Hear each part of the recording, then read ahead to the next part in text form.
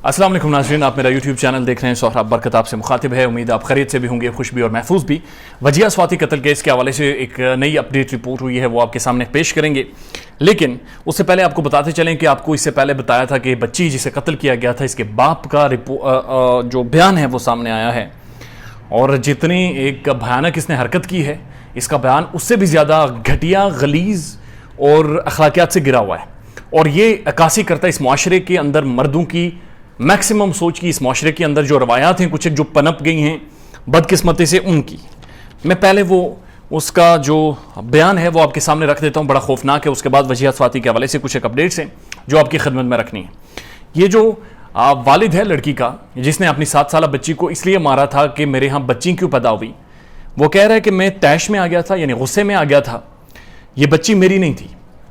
यानी वो अब बीवी पर, उसके करैक्टर पर, उसकी ज़ातियात पर इल्ज़ामात लगाना शुरू हो गया कि ये चूंकि बदकिरदार थी, ये किसी और से जाकर मिलती थी और किसी और के साथ इसके ताल्लुकात थे, इसलिए ये बच्ची मेरी नहीं थी। अब ये कितना बड़ा फ्रॉड कर रहा है, अब ये कितना बड़ा झूठ बोल रहा है सिर्फ अपने आप को बचाने के लिए। और बदकिस्मती इस माशरे की ये है कि इस मुल्क में, इस माशरे में ये आर्ग्यूमेंट एक्सेप्ट कर लिया जाता है, इस ज़हनियत को, इस सोच को मान लिया जाता है। मेरी बीवी का किसी और के साथ चक्कर था, मैं नहीं चाहता था कि कोई और हमारे बीच आए।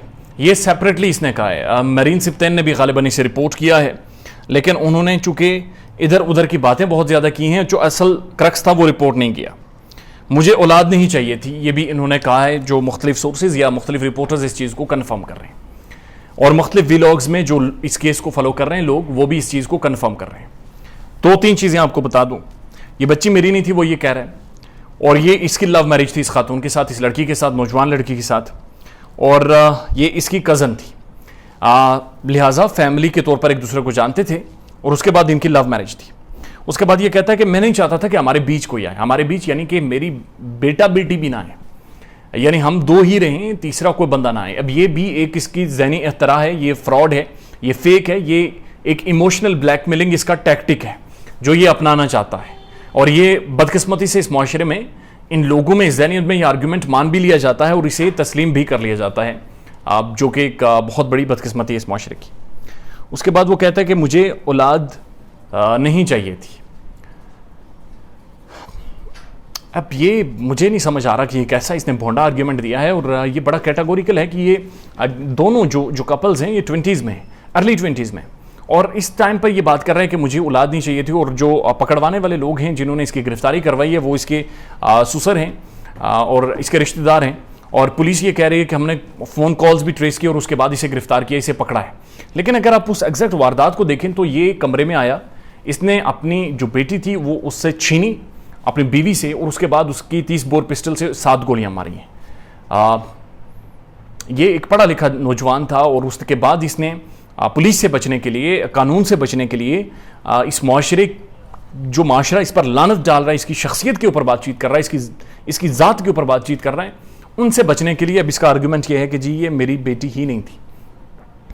अब ये बड़ा एक अजीब घिनौना बयान है। और उसके बाद उसने ये भी पुलिस के कुछ ज़राए के मुताबिक जाहिर किया है कि बुनियादी तौर पर मुझे सास और ससुर पर भी एतराज़ है कि उन्होंने मेरे खिलाफ केस क्यों दायर करवाया, मुझे छोड़ देना चाहिए, मुझे आज़ाद कर देना चाहिए। साथ एक और बड़ी आम चीज़ सोशल मीडिया पर जो वायरल है कि इस औरत की, जो इसकी बेगम है, उनका इंतकाल हो गया। तो ऐसा नहीं है, उनका इंतकाल नहीं हुआ, बल्कि वो मेडिसिन पर हैं, वो डिप्रेशन की मरीज़ हो गई हैं, वो शदीद तौर पर ज़हनी तनाव से गुजर रही हैं। और बहुत सारे लोग ये कह रहे हैं कि वो अपनी असल कॉन्शियस में नहीं आ पा रही, असल सोच समझ नहीं कर पा रही, क्योंकि ये जो वाक़या है इतना बड़ा दर्दनाक है। और उनकी पहली औलाद थी, और जन्नत को, जो बेटी का नाम उन्होंने रखा था, इंतहाई खूबसूरत बच्ची थी जिसे उसके वालिद ने 7 गोलियां मारी थी। दैट्स लाइक, वो कहते हैं it come down of my philosophies की इसे कैसे इस पर बातचीत की थी। दूसरा केस जो हम फॉलो कर रहे हैं, वजिया स्वाति कत्ल केस, उसके हवाले से आज हमारे कुछ एक रिपोर्टर्स ने कन्फर्म किया कि कुछ एक फाइल्स हैं जो कुछ एक दस्तावेज़ात हैं, जब वो लेने गए कोर्ट में तो वो मौजूद नहीं थी। और वो क्यों नहीं मौजूद थी इसकी तो बहरहाल उन्होंने तस्दीक नहीं की, लेकिन कुछ एक पार्टी जो है, उनकी कुछ एक जो दरख्वास्तें थी, जो कुछ एक प्ली उन्होंने की थी, वो मुस्तरद की गई बेसिकली। और वो जो मुस्तरद की गई उसके ऊपर जो कोर्ट का ऑर्डर्स था वो उन्हें नहीं मिल सका। और वो क्यों नहीं मिल सका, उसके हवाले से उनसे जब जानने की कोशिश की तो उन्होंने कहा कि जब मैं वहाँ पर गया वो लेने वो डॉक्यूमेंट, तो बेसिकली उन्होंने कहा कि वो फाइल मौजूद नहीं है।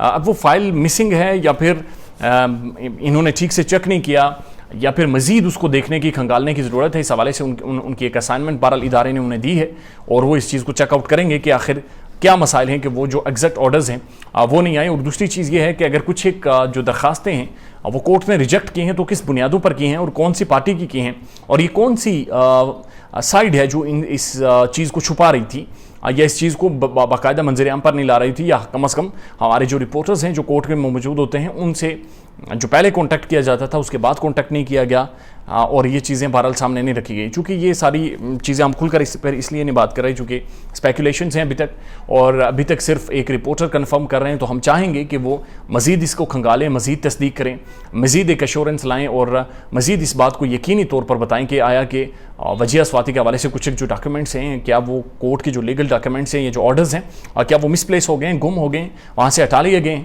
या फिर सिर्फ आज उन्हें मैसर नहीं हो सके और आने वाले टाइम में मैसर हो जाएंगे और वो किस तरह से होंगे वो भी बहरहाल आपको वो आपके सामने रखेंगे और आपको बताएंगे।